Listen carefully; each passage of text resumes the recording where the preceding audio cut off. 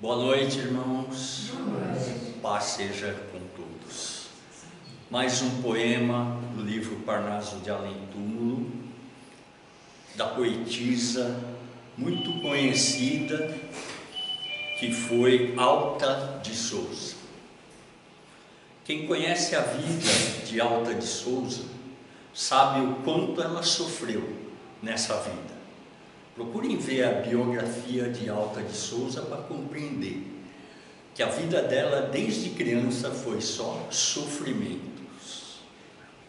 E essa poesia, ela foi psicografada pelo Chico Xavier em 1932, na primeira edição do livro Parnaso de Além Túmulo, onde a poetisa retrata como ela estava se sentindo, como ela está se sentindo no outro lado da vida. E exatamente o nome da poesia: Em Paz. Tanto roguei a paz consoladora durante os meus amargos sofrimentos, elevando a Jesus os meus pensamentos, que recebi a paz confortadora. Sentindo-me feliz, ditosa agora, nesse mundo de deslumbramentos, onde terminam todos os tormentos que inundam de amargor a alma que chora. Jesus, doce Jesus, meigo e bondoso, quanto agradeço a paz que concedestes ao meu viver tristonho e doloroso. E desse lindo oásis encantado, canto de luz dos páramos celestes, eu bendigo o vosso amor ilimitado. Então, meus irmãos, esse poema de Alta de Souza, ele descreve todo o sofrimento que ela passou, todo o amargor que ela teve, desde criança, perdendo seus pais muito cedo, com 3, 4 anos de idade, depois perdeu o seu avô, depois de forma trágica perdeu o seu irmão num acidente, que foi um lampião que explodiu com querosene. Então ela tinha apenas 10 anos. Com 16 anos, mesmo assim, ela teve uma instrução muito boa. Ela recebeu uma educação num colégio de freiras francesas, onde aprendeu inglês, francês, desenho, música. E em meio a todo esse sofrimento, o amor dela pela literatura a fez seguir em frente. E muito religiosa também, é o que o poema descreve, que é da paz. Paz que todos nós buscamos, E de onde vem essa paz? Ela retrata que rogou a paz. E temos que rogar a paz a Jesus, que oferece a paz real. Durante aquele medo que os discípulos tiveram da separação de Jesus, Jesus fala a eles, eu deixo-vos a paz, a minha paz vos dou. Não vou lá dou como o mundo.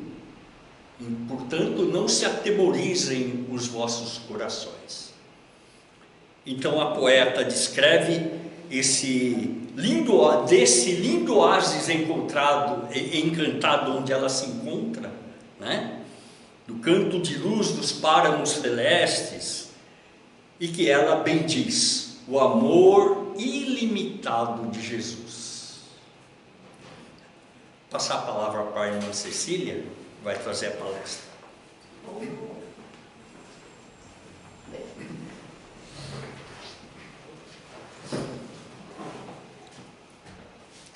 Boa noite a todos. Vou colocar o falador aqui. Boa noite a todos, sejam todos bem-vindos.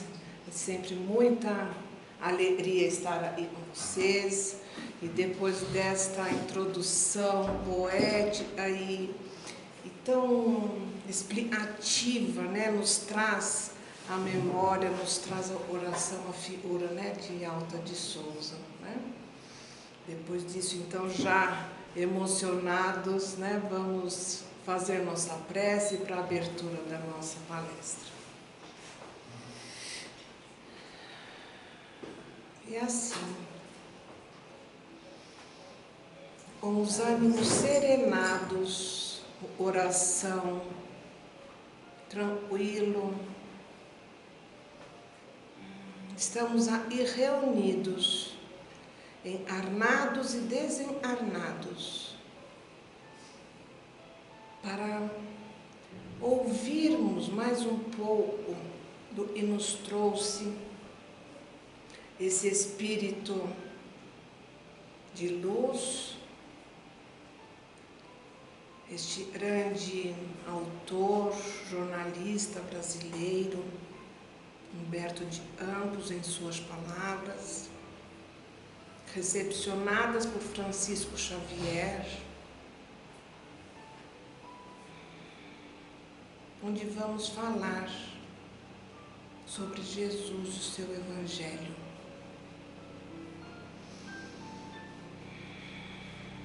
E nesta preparação, nós pedimos ao Pai do céu as suas bênçãos, a Jesus a sua misericórdia e o seu amor. Ao nosso anjo de guarda pedimos este abraço carinhoso e aconchegante. Aos nossos espíritos afins, pedimos que acompanhe a nossa jornada e veja do nosso desempenho, da nossa vontade em melhorar a cada dia. E assim façam também. E aos mentores desta casa, pedimos a permissão para falar e falar sem desmerecer este público tão seleto e tão querido. Então, repetindo a prece que Jesus nos ensinou, daremos por aberto o trabalho desta noite. Pai nosso, estás no céu, santificado seja o vosso nome. Venha a nós o vosso reino, seja feita a vossa vontade, assim na terra como no céu. O pão nosso de cada dia nos dai hoje. Perdoai as nossas ofensas, assim como nós perdoamos a quem nos tem ofendido. Não nos deixe cair em tentação e livra-nos, Senhor, de todo o mal. E assim seja, graças a Deus. Então, meus amigos, meus irmãos, dando continuidade a esse projeto criado, né, neste ano de 2026, do estudo do livro, né, A Boa Nova, de Humberto de Campos e psicografado por Chico Xavier, né? Eu achei maravilhoso esse projeto, porque é um dos meus prediletos, esse daqui, né? Então, para quem já sabe, eu vou repetir, e quem não sabe, saberá. Humberto de Campos nos diz neste e em outros livros dele, ele nos conta os bastidores da vida de Jesus. Aquilo que nós não lemos e não sabemos nos evangelhos conhecidos, né? Talvez até em outros evangelhos terá isso, mas nesses 4 que nós conhecemos, não. Então a gente fica sabendo um pouco dos bastidores da vida de Jesus.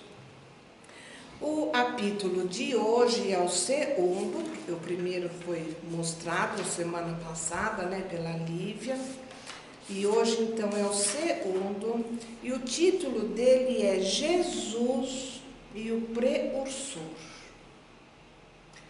Então, o precursor, ele antecede alguma coisa, né? E vem abrir o precurso de alguma coisa para alguém, né? Ou para alguma coisa também.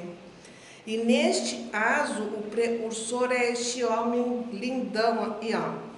E tá bem fortão, nem parece que vivia de mel, né? E plantas, né? Tá bem sarado, mas é este um dos precursores. Porque houveram muitos precursores. Este é João Batista. Ele está à beira do Rio Jordão, apontando para dizer que Jesus está a caminho para receber o batismo e o Espírito Santo, né? Então, nós vamos falar de Jesus e João Batista. Mas então eu reforço para dizer que precursores de Jesus foram muitos, e por muitos séculos antes, né? Nós sabemos pela literatura que para esse espírito crístico chegar até a atmosfera terrestre levou mais de 1000 anos para que ele fosse diminuindo a vibração crística, diminuindo, assimilando, até chegar neste confins, né, do planeta Terra e poder encarnar. Então, até para que isso se desse, muitos vieram antes dele, já anunciando a sua vinda, falando sobre o que ele viria exemplificar, né? Então, nós temos Buda, nós temos Sócrates, outros filósofos gregos, né? E já vieram dando essa boa nova, até Jesus chegar. Assim, muitos profetas do judaísmo também, né? E anunciaram, a ponto que, na época de Jesus, todos ansiavam pela vinda do Messias, né? Os meninos iam para a escola bíblica, né, estudar, só os meninos iam também, e o ensino era esse: há de vir o Messias que libertará o povo, né? Moisés também foi um precursor, né? E na época então de Jesus ainda era vivo isto: vai vir o Messias, vai vir, e o Messias fará isso, isso, isso. Porque eles já sabiam através das profecias, né? Então, e neste capítulo, Humberto de Campos nos diz assim: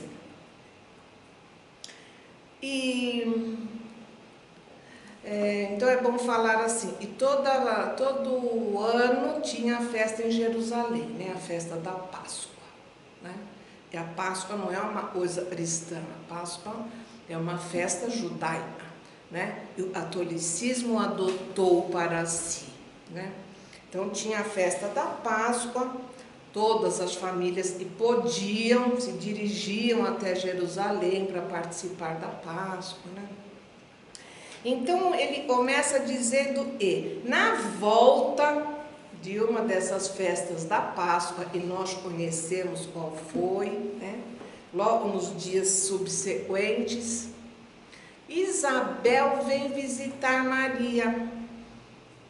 Então Isabel saiu lá da cidade dela, agora eu não lembro se era Belém também ou se era Nazaré, mas ela veio até a casa de Maria.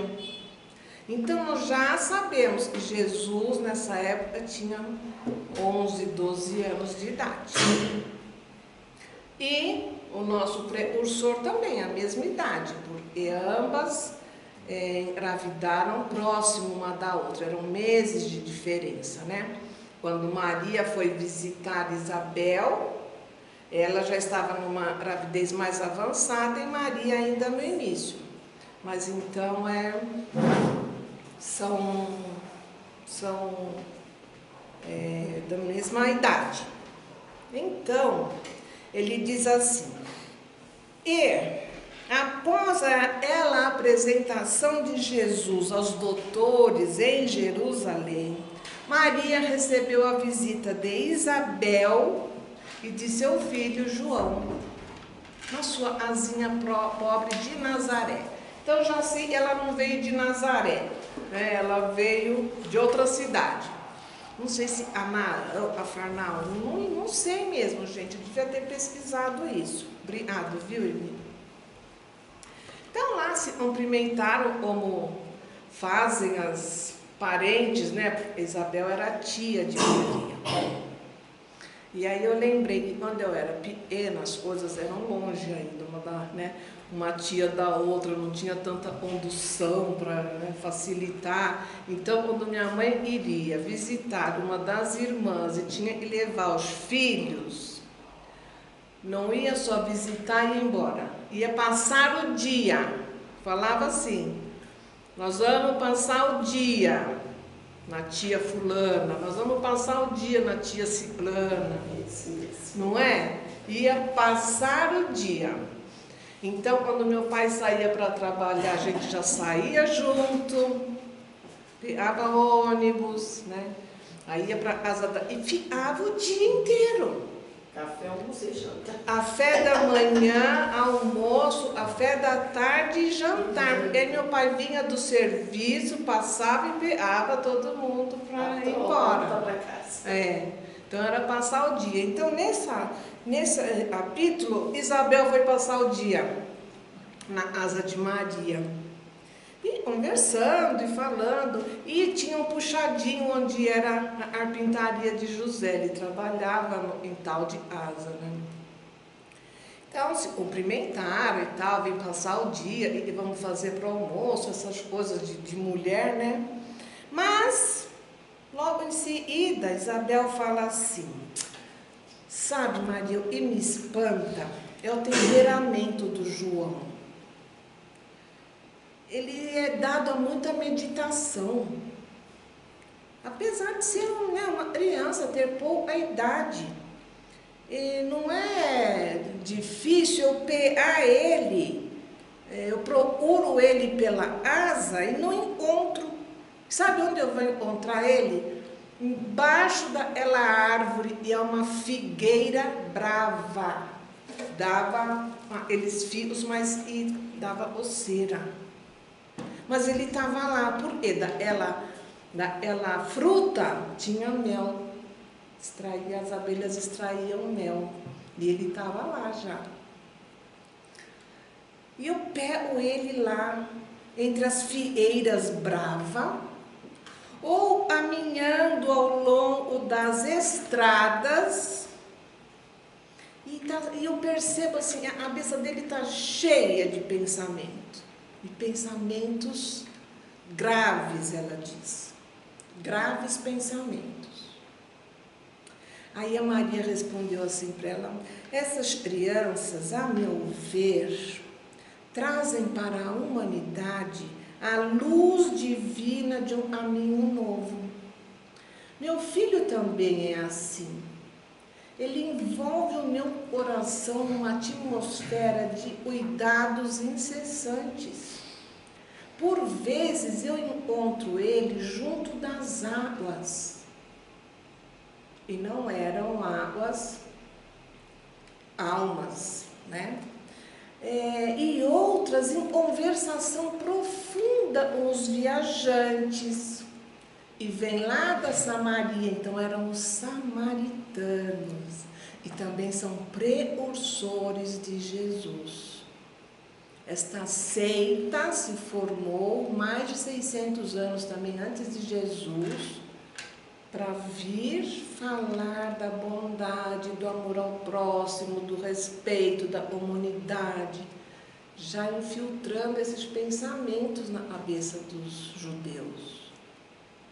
Não serviu de nada, mas eles vieram, tentaram. Por isso vieram muitos, algum tinha que dar certo, né?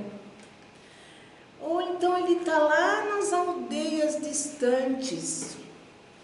Quase sempre eu surpreendo ele com uma palavra aridosa. Ele dirige às lavadeiras, aos transeuntes, aos mendigos sofredores. Ele fala da sua comunhão com Deus, Mas ele fala com tanta propriedade, com tanta eloquência, eu nunca ouvi da boca dos rabinos no templo em Jerusalém. E aí Isabel fala assim: apesar de todos os valores da nossa crença, nós, as mães, temos sempre o espírito abalado com nossos filhos. A gente está sempre com a antena ligada, né? Sempre preavendo-se, né? E uma conversa continuasse, aí Maria foi contar para Isabel o que tinha acontecido lá em Jerusalém. Então ela falou: ainda há alguns dias estivemos em Jerusalém, nas comemorações costumeiras da Páscoa, e a facilidade com que esse menino argumentava com os doutores do templo deixou a mim e a José muito preocupado, muito receoso e perplexo.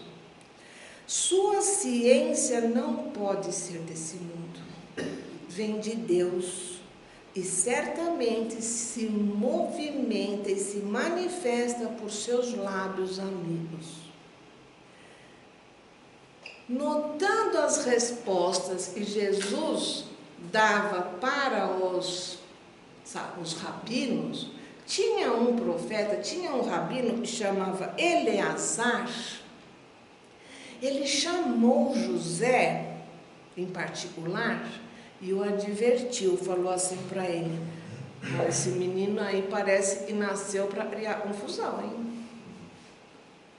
Ele nasceu para a perdição de muitos poderosos em Israel. E José comentou isso com Isabel, com Maria, com a mãe de Jesus. E Isabel estava ouvindo ela falar isso, e aí Maria continuou e falou assim: depois que José me falou isso, o Eleazar advertiu ele, eu procurei o Eleazar pessoalmente. Não vou deixar, né? Sou mãe e vou atrás, né? Eu procurei Eleazar a fim de que ele intercedesse por Jesus. Ele falasse bem de Jesus na sinagoga, porque naquela idade já era para ele estar ou começar a estudar a Torá. Né? Ele já ia fazer 13 anos, então já tem que começar a estudar. E, obviamente, em Nazaré não tinha essa sinagoga, né? Então ele ia precisar estudar em Jerusalém. Então, ciente deste aviso, eu procurei Eleazar a fim de ele intercedesse por Jesus, junto de suas valiosas relações com as autoridades do templo.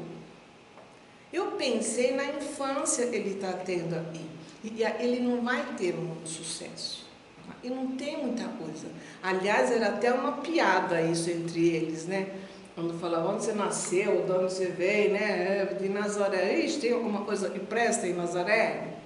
Nazaré não era tida como terra de gente inteligente, pelo menos, vai. Então tinha essa piadinha mesmo, né? Tem alguma coisa que presta em Nazaré? Então ela falou: eu pensei na infância desprotegida dele, e no futuro ele pode ter. E o Eleazar prometeu se interessar pela sorte de Jesus. Mas quando nós voltamos a Nazaré, eu não sei porquê, mas meu coração ficou mais angustiado. E aí ele continua assim, ela continua falando para Isabel. Eu conversei com José mais sobre isso, mais detidamente, acerca desta minha preocupação. E no dia seguinte à minha conversa com José, Jesus chegou para mim e falou assim: mãe, o que você é de mim? Por acaso eu não estou te dando testemunha da minha comunhão com o meu Pai do céu? Eu não estou te dando provas de que eu estou com Ele? E ela falou, mas eu tenho muito medo, filho, eu tenho cuidados por ti. Reconheço e necessitas de um preparo melhor para a vida. Mas como se estivesse em pleno conhecimento do que se passava no íntimo de sua mãe, ele responde, mãe, toda preparação útil e generosa no mundo é preciosa. Entretanto, eu já estou com Deus. Meu Pai, porém, deseja que de nós saia toda a exemplificação e seja boa, e eu a escolherei. Então eu vou fazer a melhor escolha, não se preocupe. Aliás, é em vão, né, a gente se preocupar com o filho, né? A gente se preocupa até essa data, até essa idade, depois eles vão, né, para o mundo e a gente tem que abrir a mão, o coração, né, deixar ir, né? E aí ele continua assim. Então ela diz, no mesmo dia, embora eu soubesse dessas promessas que os doutores do templo fazem, né, seguindo as orientações dos profetas, mas Jesus se aproximou de José, do pai, e falou, pai, minha mãe está muito preocupada com o meu futuro. Então, por favor, me ensina aí o seu ofício, vai, eu quero dar uma tranquilidade para ela. E começou a trabalhar como pai, né, na oficina, na carpintaria, para acalmar o coração da mãe, você vê? Isabel escutava essa narrativa, né, essa conversa, e fazia ali pequenas considerações. E o dia foi passando, até que uma hora ela falou, nossa, já está na hora do café da tarde, cadê as crianças? Eu, quando era a hora do café da tarde, tinha muitas crianças na casa da minha mãe, das minhas tias, a gente sentava no chão, que não tinha mesa para todo mundo, então punha as crianças sentadas no chão, aí abria a perninha assim e punha um buquinha, um leite, café com leite e pão cortado assim, no café com leite e a colher. A gente esse era o nosso café da tarde. Tenho saudade, tenho lembranças disso, viu? E já não tem nenhuma tia mais por aí também.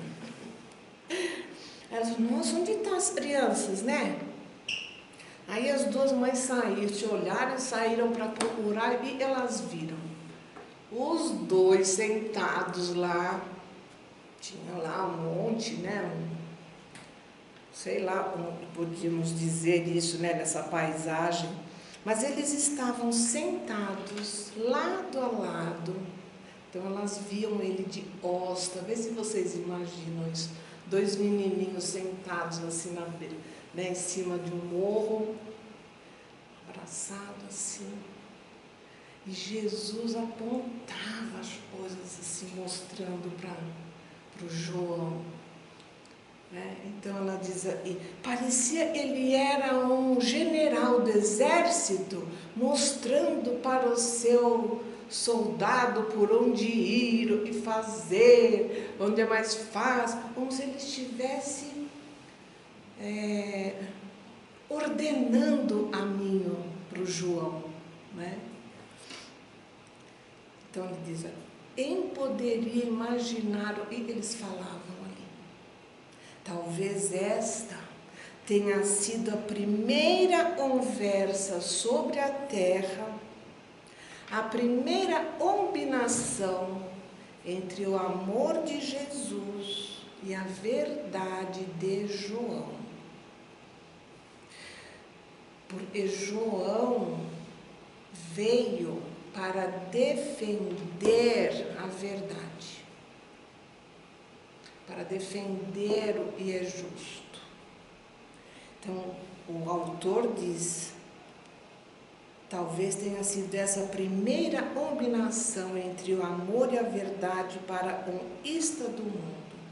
Sabemos, porém, e na manhã imediata, quando João foi embora com Isabel, Isabel falou assim: Jesus, não queres vir conosco?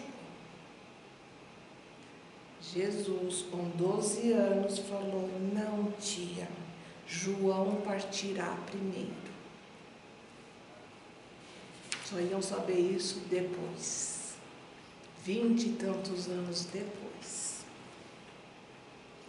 Aí nós não temos mais notícia de Jesus, nem de João, né? Jesus foi com seu tio, e era José de Arimateia, era tio de Jesus, e era um homem muito rico. Então, para que não tivesse mais problemas ali de Jesus ir no templo, então levou Jesus para conhecer o mundo. Então, quando ele foi para o Egito, para a Índia, para a Síria, foi conhecendo, foi para China, né? E de João Batista também a gente não tem mais notícia, só vai ter notícia quando ele já é um homem adulto, vivendo sozinho. Também não tem mais notícia de Isabel, nem do pai dele, né? Vivendo sozinho, se alimentando de mel e frutas silvestres.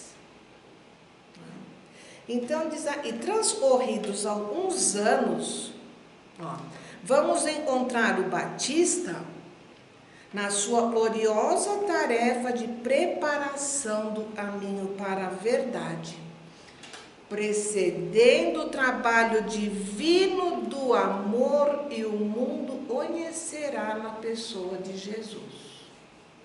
Então, isso é o precursor. João, de fato, partiu primeiro, a fim de executar as operações iniciais para a grande conquista, vestido de pele e alimentando-se de mel selvagem, esclarecendo com energia, porque ele era bravo, né? Ele falava alto mesmo, né?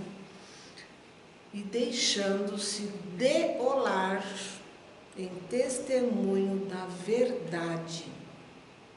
Ele precedeu a lição da misericórdia e da bondade. O mestre dos mestres escolocara a figura de João como primeiro dos seus precursores. Porque assim como a gente fala de Jesus, e todos os que vieram antes dele falaram e falaram. Jesus não falou, Jesus fez, Jesus exemplificou, né? Jesus praticou e falava. Então, dos precursores, João Batista foi o único e praticou também. Se entregou, se deixou degolar, porque nós sabemos, e Nicodemos esteve na aldeia onde João estava preso. Ele podia ter soltado, mas João falou: não, eu vou cumprir até o fim. Então, diz aí, olha, e João, a figura franca e áspera, né? Encontramos em João Batista, é um dos mais belos de todos os símbolos imortais do cristianismo. João foi tarefeiro da primeira hora. Salomé representa a futilidade do mundo. Herodes e sua mulher, o convencionalismo político e o interesse particular. João era a verdade, e a verdade na sua tarefa de, olha gente, a verdade na sua tarefa de aperfeiçoamento, ela magoa, ela dilacera orações, ela nos faz ir a sacrifícios extremos. Nós já falamos isso numa outra palestra, né? E às vezes precisava dar sementes de mentira, né, para florescer e depois dar uma verdade, porque senão ninguém aguenta a verdade. João Batista foi a voz clamante no deserto. E não era o deserto do deserto, era no deserto de cada um. No deserto que nós tínhamos dentro de nós. Porque eles esperavam o Messias. Então tinha um vazio, tinha um deserto na alma de cada um daqueles judeus. E ansiavam por vir um Messias libertador. Exprimindo a sua austera disciplina e antecede a espontaneidade do amor, a luta para que se desfaçam as sombras do caminho, João é o primeiro sinal de cristão vivo em guerra com as próprias imperfeições do seu mundo interior. Ele não se dizia melhor do que ninguém, portador da verdade, né? Ele estava em luta consigo mesmo, com as suas imperfeições, né? E mostrava isso para as pessoas, a fim de estabelecer em si mesmo um santuário para receberem o Cristo. Como nós falamos, vieram muitos precursores, né? E é por isso que Jesus diz assim, foi por esta razão que Jesus disse, e dos nascidos de mulher, João era o maior de todos. Porque todos os que antecederam também eram nascidos de mulher, né? Eram homens do mundo, né? Então, dos nascidos de mulher, quer dizer, não tinha nenhum avatar ali, né? Não tinha nenhum espírito crístico como Jesus é. Então, de todos estes, João é o maior de todos. E refletindo sobre isso, eu penso, meus amigos, como e nós também somos precursores. Aí eu refleti e até escrevi aqui, olha, nós também somos precursores. Na nossa família, quando a gente vem para preparar o lar para outros seres que vão chegar. Onde a gente tem que ter harmonia no casal, harmonia com a família, não é? Nos prepararmos para receber um bebê.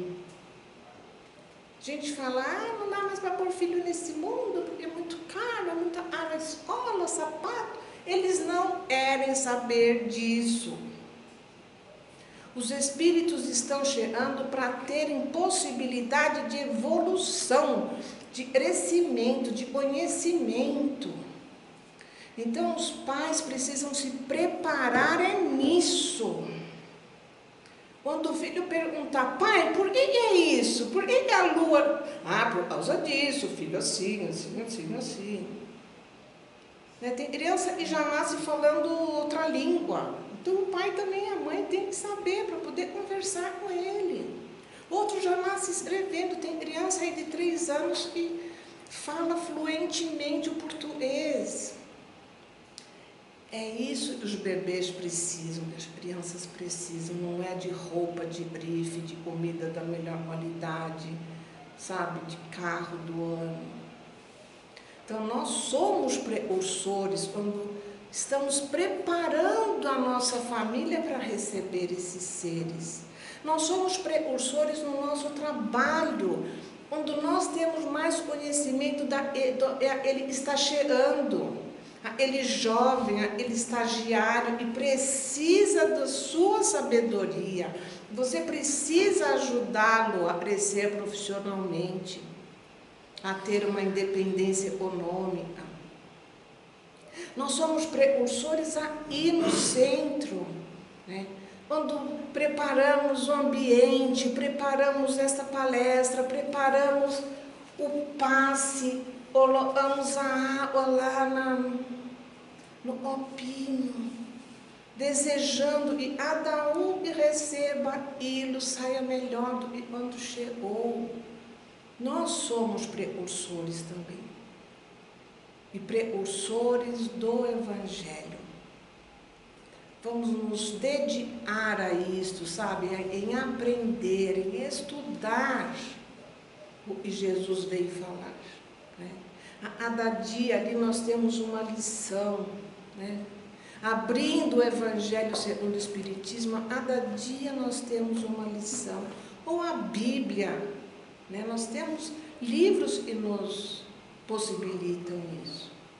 Então vamos seguir o exemplo desse rapazão aqui, ó, e ser precursor do Cristo, do cristianismo, do Evangelho. Este é o meu pedido de reflexão para esta semana, para vocês todos que estão aqui, para vocês que estão em casa. E eu sou sempre muito grata. Eu recebi muitas bênçãos a minha vida inteira. Então eu sou grata a cada um desses precursores que vieram nos abrir caminho para que pudéssemos receber Jesus e há mais de 2000 anos estarmos aí falando das suas palavras. Dos outros ninguém lembra. Antes dele ninguém estuda, né, sobre um, sobre o outro, mas ele não, ele está no pensamento de todos nós. Então algum motivo tem. E eu faço isso valer a pena todos os dias. Todos os dias. Reforço isso para mim mesma, reforço isso para os meus filhos, para os amigos, né? Tragam Jesus, pensem o que Jesus faria se ele estivesse aí hoje, né? Se ele estivesse vivendo o seu problema, o que ele faria? Ou ele te diria, né? Vamos ser mais íntimos de Jesus. Esse é o meu convite para reflexão. Agradeço a companhia de vocês, a paciência pela audição e peço para que façamos uma prece para encerrar nossa palestra, tá bom?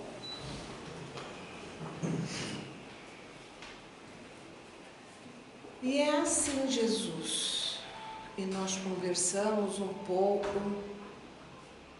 a cada semana com esses amigos que nos visitam, os encarnados, os desencarnados, né?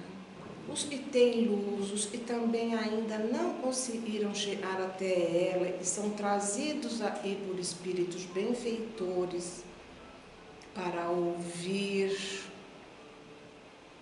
para comungar conosco deste ambiente.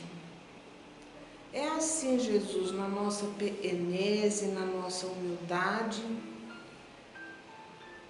e passamos à frente as suas palavras, hoje vendo um pouco da sua infância, desse seu primo, irmão, que veio antes para lhe batizar e abrir o caminho.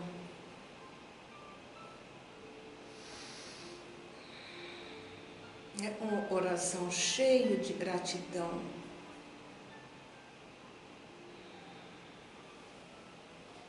E podemos dizer: estamos trabalhando, Paizinho, estamos trabalhando para que possamos levar daí uma mala bem vazia, vazia do nosso orgulho, vazia do nosso egoísmo, vazia dos nossos preconceitos, para que possamos levar apenas no nosso coração e na nossa mente o sentimento de amor ao próximo, a vontade de evoluir, a vontade de trilhar um caminho, Pai, cada dia mais na retidão do que antes. Por ser assim, eu reforço o meu compromisso de estar sempre que for possível para falar daquilo que eu estudo, daquilo que eu acredito, meus irmãos. Eu não tenho a pretensão de dizer aí, por exemplo, Jesus falou assim. Não. Jesus quis dizer, não, eu não sei o que Jesus quis dizer. Eu sei o que Jesus disse para mim. E é ouvindo isto, eu venho trazer para vocês. Então eu reforço esse meu compromisso de sempre que possível vir repartir com vocês um pouco deste Evangelho. Para tanto, peço que façamos mais uma vez a prece que Jesus nos ensinou e daremos por término da nossa conversa desta noite. Pai nosso que estás no céu, santificado seja o vosso nome. Venha a nós o vosso reino, seja feita a vossa vontade, assim na terra como no céu. O pão nosso de cada dia nos dai hoje. Perdoai as nossas ofensas, assim como nós perdoamos a quem nos tem ofendido. Não nos deixe cair em tentação e livra-nos, Senhor, de todo o mal. E assim seja, graças a Deus. Boa noite a todos, muito obrigada.